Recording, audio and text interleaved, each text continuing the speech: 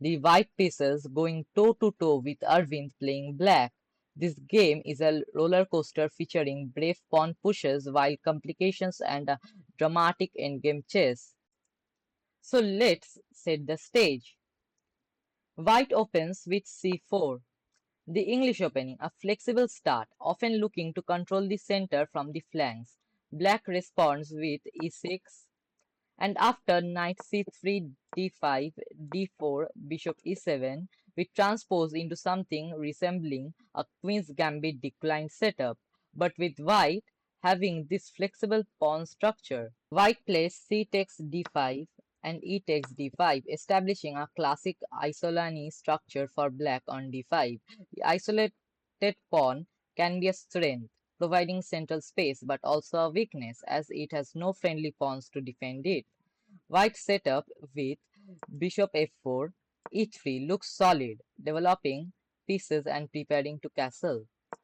Black naturally develops with bishop f5, knight f6, getting pieces out. White brings a knight forward towards the king side with knight g2 is 2, and then knight g3.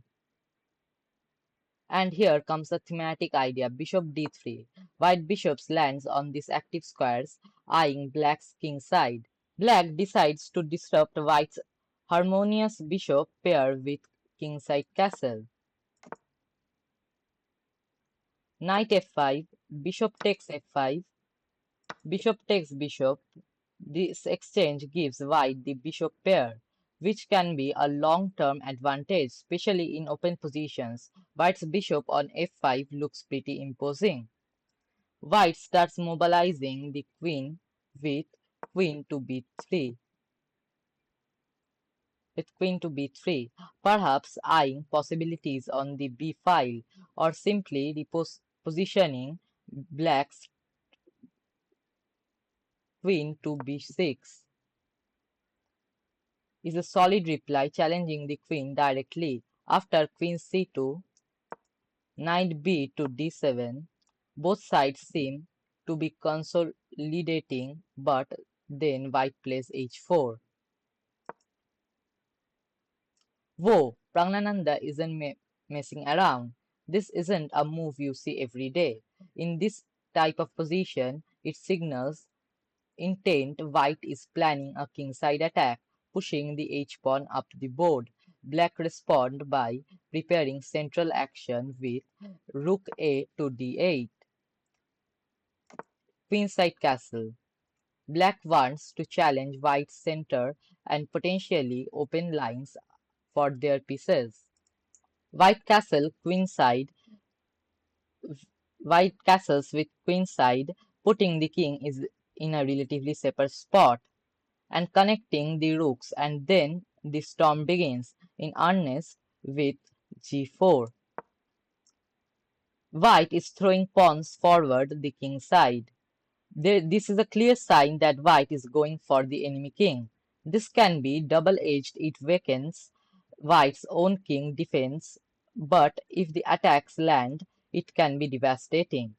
Black reacts in the center with uh, c takes d4 and rook takes d4. White captures the pawn, bringing a rook into the action. Black's bishop b4 is a clever move,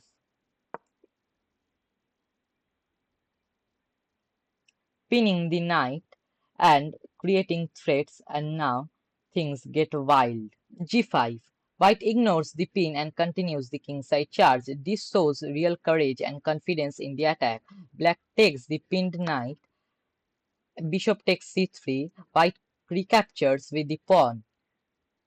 B takes c3. This opens b file for White's rook, but also creates double pawn.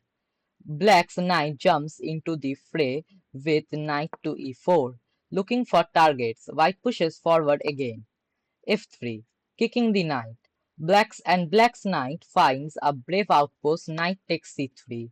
Wow, a knight sacrifice. Black's knight lands on c3, daring White to take it. This is a critical moment. What happens next? Praggnanandhaa accepts the challenge. B takes d7. Taking the knight would also be possible and lead to instant complications, but white chooses to eliminate a key defender first. After knight e2 check, black delivers a check and white's king step aside. Queen takes e2. White captures the knight and the dust start to settle from the tactical skirmish. So where are we after all the chaos? White is down an exchange and a pawn, but black's king side is looking a bit shaky. And white has attacking chances. Let's see how the game simplifies. Queen takes d4. Black captures. Queen takes d4. Black captures the queen, bringing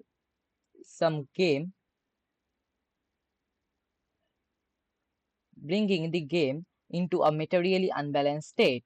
E takes d4 and rook takes e2. White captures the rook. Now it's rook versus two minor pieces situation. White's pawns on both sides, black rooks on a2 becomes active, creating threats. White centralizes the rook with rook e1. White's king is forced to move king d2 and 26 rook takes e1.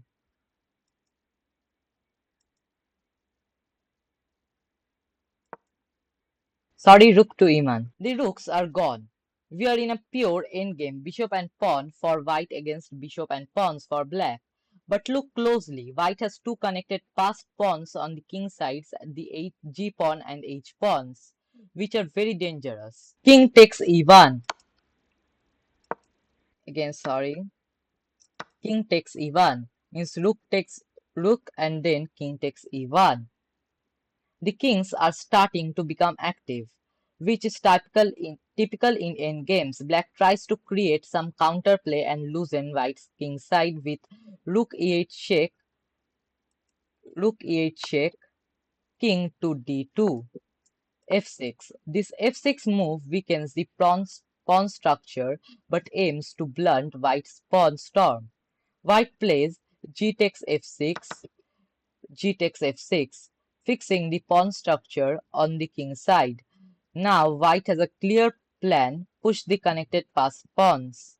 Black tries to create a passed pawn on the queen side with bishop to f5. Bishop to f5, a5. White brings the bishop to a great square, bishop c7, attacking the a pawn and also having influence over the d6 square. Black pushes the pawn a4. White repositions the bishop to bishop d6, supporting the d4 pawn and controlling the key squares. Black continues the queenside push, b5. White's king starts marching towards the center. Bishop a3, king f7. Black's king also gets closer. White prepares to deal with black's queenside pawns. Bishop d3 and black's rook found some activity. Rook to g8. Bishop takes b5. Rook g2 check. King c3. White grabs the pawn and the king gets safer. Black's rook takes a pawn. Rook f2. Bishop takes f4. a4. Rook takes f3. White has won the a pawn and now has an extra pawn in total. Plus those dangerous connected passers on the king side, black has a rook, but white has a bishop and an extra pawn. The endgame is clearly favoring white. King to b4, king to e6. White's king is perfectly placed to support the passed pawns. Black's king tries to help, but it's far away from the kingside action. h5, f5. Black tries to stop the h-pawn, but this creates a new weakness, the f5 pawn. White pushes the f-pawn, uh, bishop c1, f4. Black creates a passed f-pawn, hoping for counterplay. Bishop c2, rook f1, bishop d2, f3. Black's f-pawn is advancing, but is it fast enough? King c3, rook h1, bishop e3, rook takes h5. Black wins the h-pawn, but whites are better coordinated to handle black's passed pawn. King d3, king f5, black's king is coming to support the f-pawn. Bishop a4, king g4, bishop f2, king h3. Black's king is now right next to the f-pawn. Bishop e8, rook to h6, black's rook is trying to defend. Bishop f7, king g2, black's king is pushing. King e3, rook b6.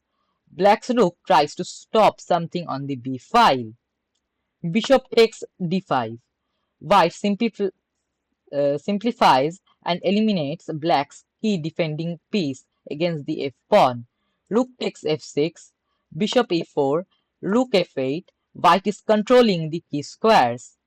d5, h5. Black pushes the h-pawn, a last gap attempt. Bishop h4, bishop h4, king h3, bishop e1, king g2. And here it is the final sequence. d6. The d-pawn is unstoppable. It's a race now, but white's pawn is much closer to promotion. And bishop takes f3. And bishop takes f3. A decisive blow. White removes the last defender to the f-pawn and opens the path for the d-pawn to queen, king h2, or any other king move he can give me. He can go to the h3 also, but it has nothing to do. White pawns promotes.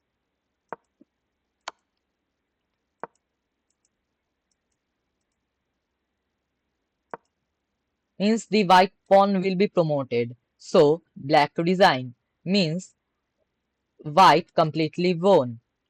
Praggnanandhaa won and Arvindh lost this game.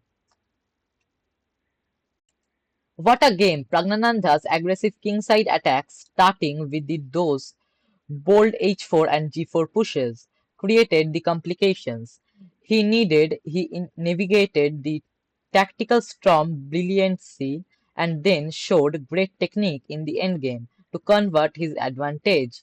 The connected passed pawns were simply too strong in the end. This game is a fantastic example of how aggressive play can pay off, but you need to be precise in the resulting complications.